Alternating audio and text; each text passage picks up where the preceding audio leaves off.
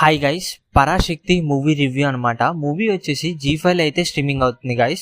Movie ఎలా ఉంది అంటే నాకైతే బాగానే అనిపించింది గైస్. మెయిన్ ఏంటి అంటే మూవీలో స్టార్టింగ్ ఇంట్రడక్షన్ ఏదైతే ఉందో శివకార్తికేయ గారికి అలాగే జయం రవి గారికి మధ్య ఆ ట్రైన్ లో ఫైటింగ్ సీక్వెన్సెస్ ఏదైతే ఉందో సూపర్ గా అనిపించాయి అనమాట.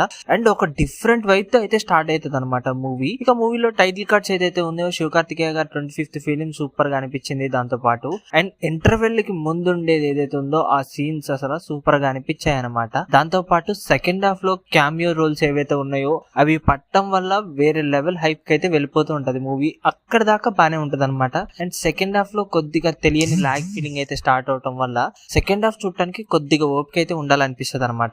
ఇక మూవీ ప్లాట్ విషయానికి వచ్చేస్తే మూవీ ప్లాట్ ఏంటి అంటే 90s టైంలో హిందీ భాషని నేషనల్ లాంగ్వేజ్ గా ప్రకటించిన తమిళనాడులో కూడా అదే హిందీ లాంగ్వేజ్ కూడా మెయిన్ అని చెప్పి దాంతో పాటు స్టూడెంట్స్ లో అండ్ స్టూడెంట్స్ రాసే ఎగ్జామ్స్ లో గానీ మెయిన్ ఎక్కడా కూడా హిందీ అనేది మ్యాండేటరీగా చేసినప్పుడు వాళ్ళు ఎదుర్కొన్న ప్రాబ్లమ్స్ ఏంటి, దాంతో వాళ్ళు ఫేస్ చేసింది ఏంటి, అదే టైంలో మన శివకార్తికేయ గారు అండ్ వాళ్ళ బ్రదర్ వాళ్ళు చేసిన ప్రొటెస్ట్ ఏంటి, వాళ్ళ ప్రొటెస్ట్ వల్ల వాళ్ళకి ఏం జరిగింది అనేదే మూవీ ప్లాట్ అనమాట.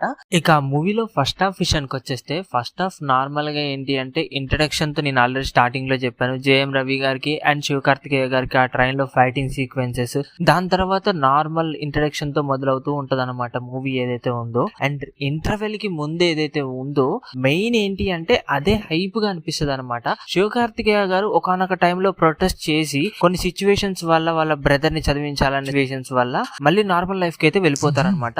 మళ్ళీ తిరిగి వచ్చినప్పుడు ఆ ఇంటర్వెల్ అక్కడే ఉంటది అనమాట. సో అక్కడి నుంచి ఒక హైప్ లో వెళ్తూ ఉంటది అనమాట మూవీ. సో మూవీకి ఫస్ట్ హాఫ్ అనేది ప్లస్ అని చెప్తాను. అండ్ సెకండ్ హాఫ్ నుంచి కొద్దిగా స్లో బేస్డ్ గా వెళ్తూ ఉండు కొద్దిగా లాగ్ సిచ్యువేషన్స్ అయితే వస్తుంది అనమాట. సో సెకండ్ హాఫ్ చూడటానికి నిజంగానే కొద్దిగా ఓపిక ఉండాలన్న ఫీలింగ్ అయితే కలుగుతూ ఉంటది. ఎప్పుడైతే కొంత మూవీ తర్వాత ఆ క్యామియో రోల్స్ ఏదైతే పడతాయో వేరే లెవెల్ గా అనిపిస్తుంది అనమాట. అక్కడి నుంచి ఇంకొద్దిగా హైప్ పెరుగుతూ ఉంటది అనమాట, చూడటానికి ఇంట్రెస్ట్ కలుగుతూ ఉంటది.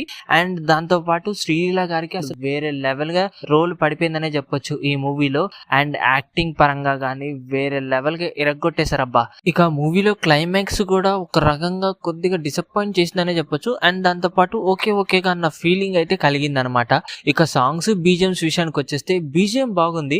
మనకి ఎప్పుడైతే స్లోగా అనిపించినప్పుడు అప్పుడు కొద్దిగా హైప్ తీసుకురావడానికి అయితే బాగా గట్టిగానే ట్రై చేశారు.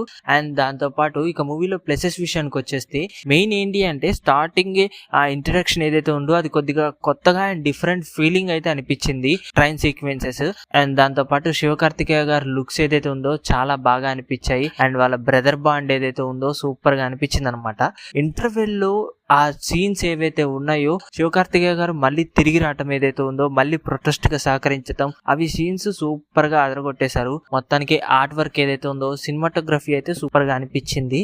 ఇక సెకండ్ హాఫ్ లో ఆ క్యామియో రోల్స్ ఏదైతే ఉందో అవి సూపర్ గా అనిపించాయి అనమాట. అక్కడి నుంచి ఒక హైప్ అనేది స్టార్ట్ అవుతూ ఉంటది మూవీకి. అండ్ దాంతో పాటు ఆ బీజిఎంస్ ఏదైతే ఉందో రెండు బీజిఎంస్ కొద్దిగా బాగా అనిపించాయి. ఇక మైనస్ విషయానికి వచ్చేస్తే మూవీలో ఏంటంటే సెకండ్ హాఫ్ స్టార్ట్ అవుతూనే ఒక లాగ్ ఫీలింగ్ అనేది క్రియేట్ అయిపోతూ ఉంటది అనమాట.